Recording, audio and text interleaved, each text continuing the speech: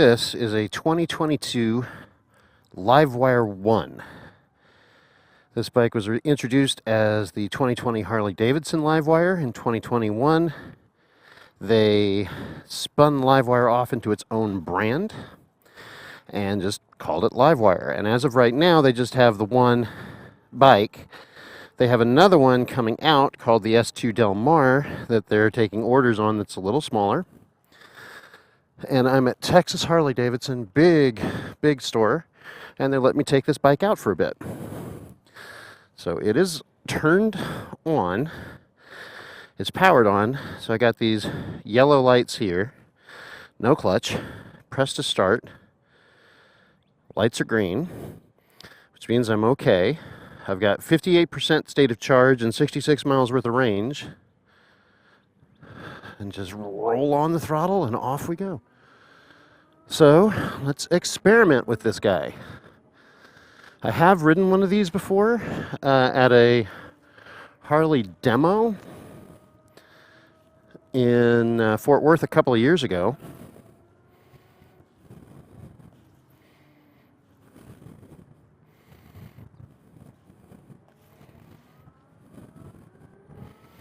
And right now he's got it in rain mode.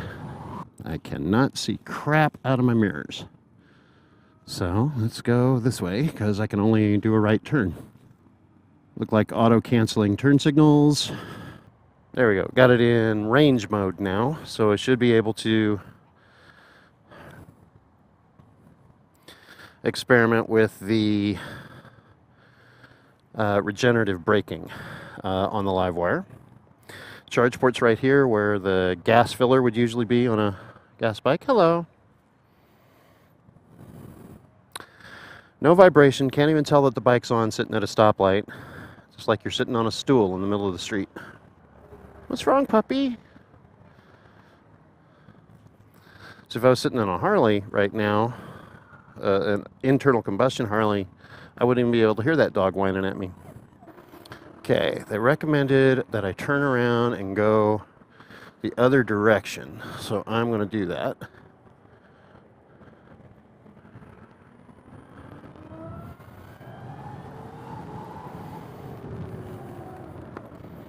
Mirrors are still not quite adjusted the way that I'd like them.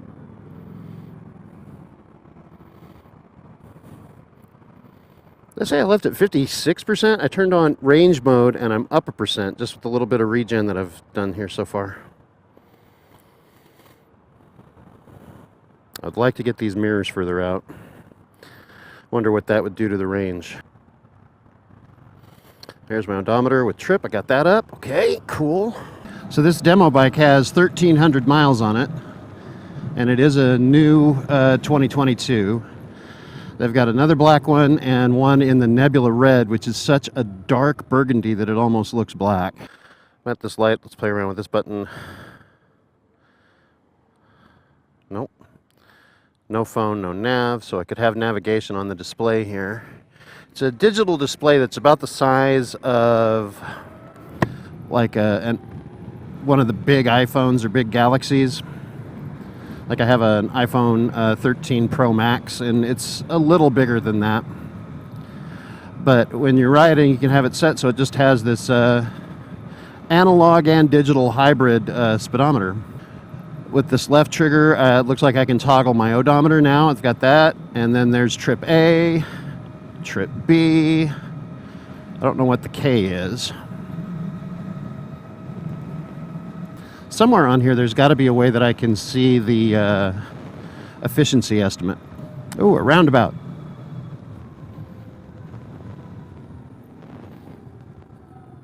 And I'm in a right turn only, so I guess I'm going to have to turn right.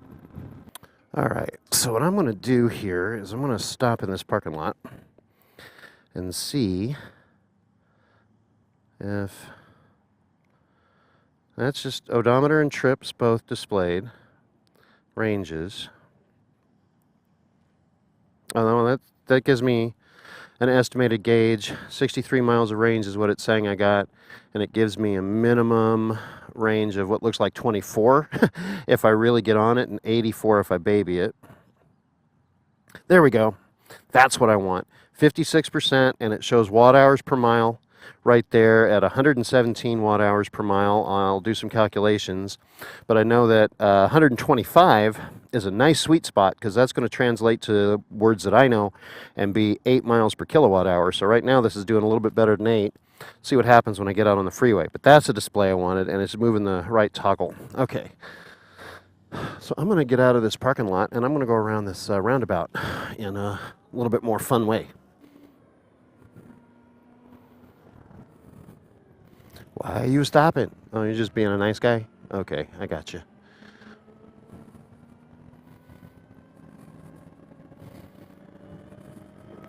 Ooh, a manhole.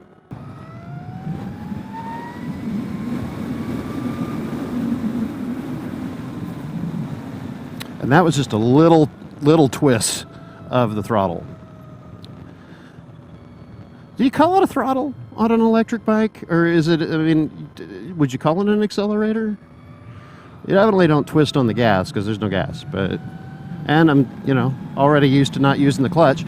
And 15,000 miles of driving electric cars has gotten me used to massaging the throttle for control with one pedal drive. So it's kind of the regen on this is going to be comparable to one pedal drive on my Bolt, but what's that cute little shopping center? There's road mode now. All right, so now I'm in road mode. So this is like standard. There's like a normal mode for throttle mapping, and let's see, I get a little bit of freewheel coast, but I do get some regen in the road mode. Yeah, let's turn here on Brown Trail. And then I'll try acceleration. But here, yeah, I gotta squeeze the brake lever. With the range mode on, I probably could have just let go of the throttle and the bike would have rolled to a complete stop. Tesla. So yeah, let me change ride modes while I was moving. I didn't have to be stopped to do that. So my Challenger won't do that. It has to be stopped.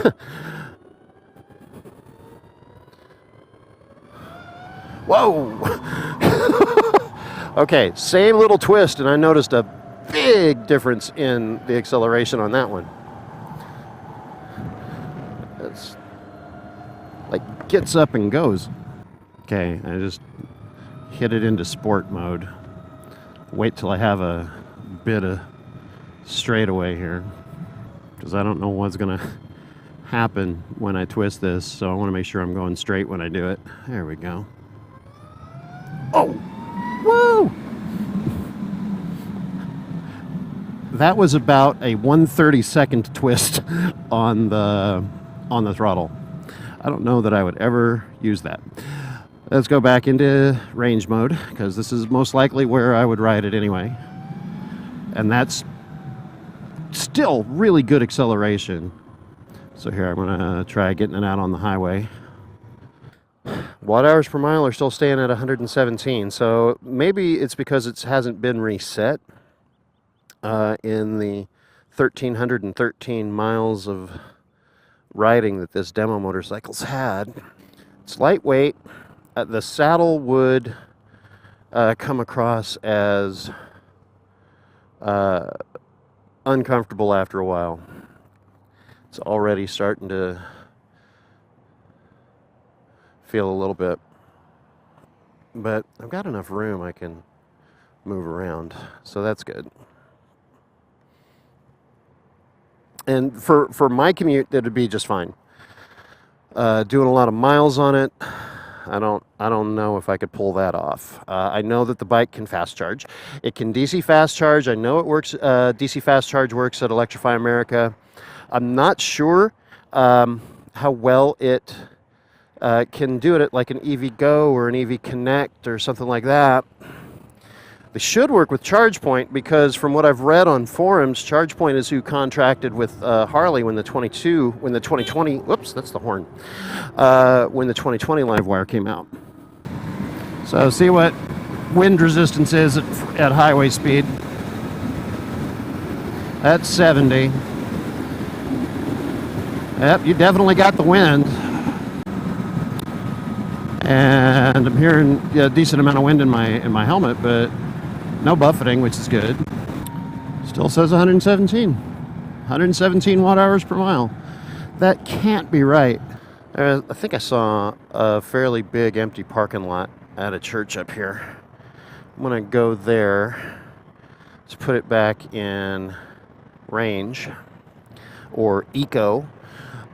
When I look at vloggers who their whole channel is about their LiveWire, they call that one range mode, but the dealers call it eco. Well, at least this dealer called it eco, and a couple of years ago when I was at the demo in Fort Worth, they called it eco. So those two dealers call it that. But honestly, that's probably where I'd have the bike live, because I'm not going to be taking it to a racetrack or anything like that. That's not the kind of rider that I am. So I'm going to try to find that parking lot, and I'm going to try to do some low speed maneuvers. This is going to be tricky without the cones that I'm used to having for this. Down to 50% on the state of charge. Yep, I'm just sitting here in the middle of the street. It just feels like you're sitting on a stool in the middle of the street.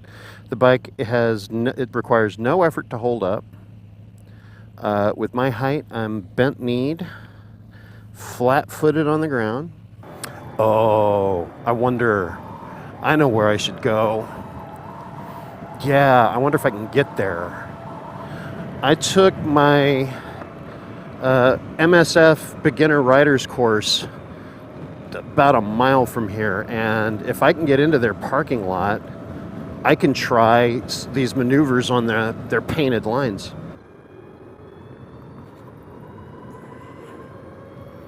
But that's something I can do. I can stand up for just a little bit, just get my butt off of the seat for a sec, and that helps. Cool.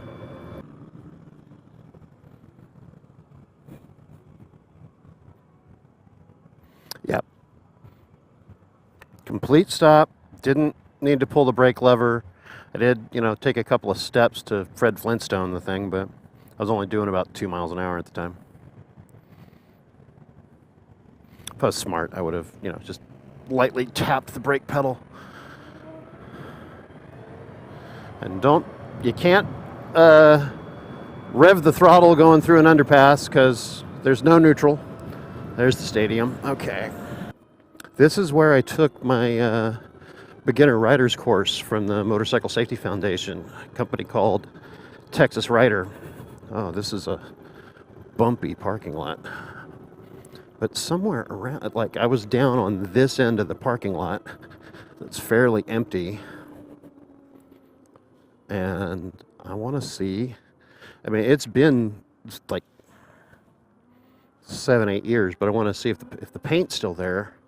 I'll try going through some drills. Well, here's a rectangle. Oh, there we go. There's the clutch control zone. So let's see how well I can do a clutch control zone with no clutch. So I'm going to cover my rear brake. And I can do this at 4 miles an hour. Cool. All right. Here's this little S-curve.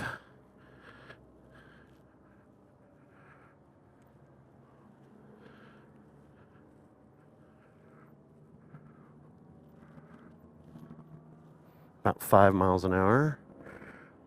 And if I was a little bit more used to this bike, I might have been a little bit more aggressive with that. Is this the U-turn box? I think this is the U-turn box, or the figure 8 box. All right.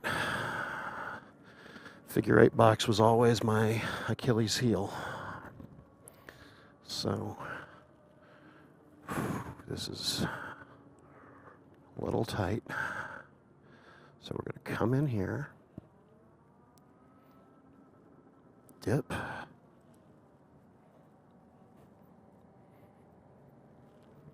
I'm over the line. Oh, well.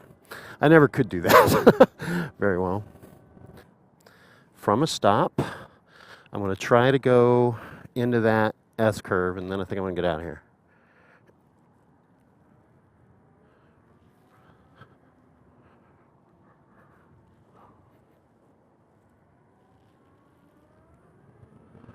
Cool. All right. It would take some learning. It would take some practice, but the low speed maneuvers could probably be done. I'd rather do them with cones and do it when I'm not on what I know to be someone else's motorcycle, because this belongs to Texas Harley Davidson, or I should say to Texas LiveWire. They have this little nook in this massive Harley Davidson dealership that has this bike, which is the demo, and 2 other LiveWires that are available for sale.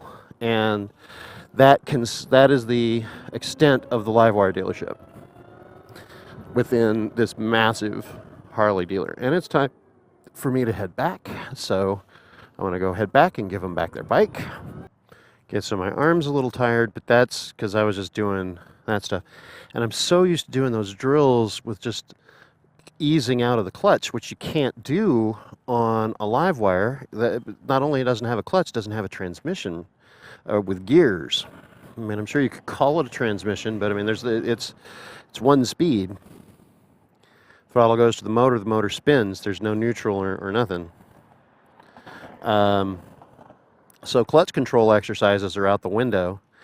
And I tried a little bit of rear brake for stability, but I don't feel comfortable practicing that on an unfamiliar bike just yet. But it is maneuverable enough. And I'm out of practice. I've got maybe just a couple 100 miles on my bike in the last year or so. If you're new to the channel, I have a 2020 Indian Challenger that I've had for about 2.5 years now. And since I've gotten the electric cars, I like driving them so much I haven't taken my bike out, and I'm making payments on it, and it's not getting any use, and it doesn't make sense for me to make payments on something I'm not using, and it's not good for that bike deserves to be ridden. It's an excellent motorcycle, so I'm considering trading it for one of these. Yeah, just twist the throttle and it goes. Don't have to worry. I mean, the friction zone now is really in the throttle. How much do you have to twist it to get it to go? And I believe that, if I read right, the brakes on this are linked. So if you squeeze the front brake, you're applying front and rear. But if you push the pedal down on the rear brake, you're only applying rear. So you at least have that control. And now I got a big old Harley coming in behind me.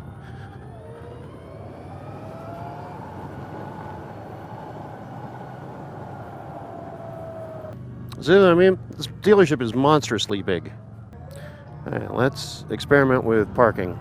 And, okay, so let's see what happens here. Put the kickstand down, and it should turn the bike off. Yeah, it goes to yellow. It says raise side stand. And if I turn that off,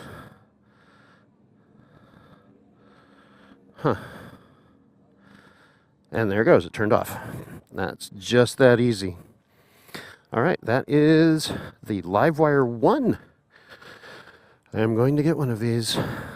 Just don't know when. Thanks for watching.